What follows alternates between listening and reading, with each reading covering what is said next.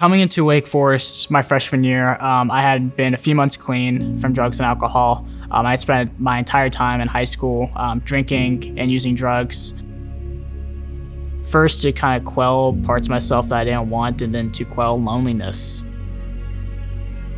I spent 4 years just living in this state of feeling utterly alone. Growing up, we went to church every Sunday, but that was all you did. Christianity was sort of a one-day-a-week thing. I didn't feel a relationship with God or with Christian community.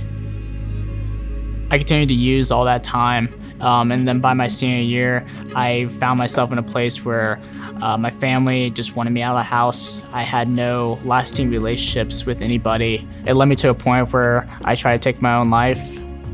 And by the grace of God, I didn't.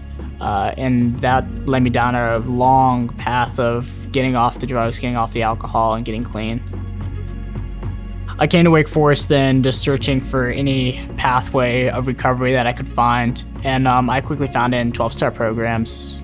I did this for a couple years and kind of got to a point where I was urging to use again just because I wasn't getting all I needed from these programs. It was at this time, my junior year at Wake Forest, that I got invited to my friend's baptism here at Two Cities. Christ, rise to walk in newness of life. It was just a weird experience for me to see this guy who I knew do a complete 180 in terms of now he found joy and happiness in the Lord, and I wanted to know if that could happen to me. After his baptism, I started going to Two Cities more. I attended the Weekender. I started doing stuff more with the college ministry. And, after some very long, tough conversations, I realized that with the part that I've been looking for to sustain me and to find contentment in was God. And that for so long, I had just not been willing to accept that for whatever reason. I quickly realized that I was nowhere near Christian and that I needed to make a public commitment to get baptized. Christ, rise to walk in newness of life. From this point on, I just began really walking with the Lord, trying to understand His Word, and I came to this realization that my entire life I always was afraid of being abandoned.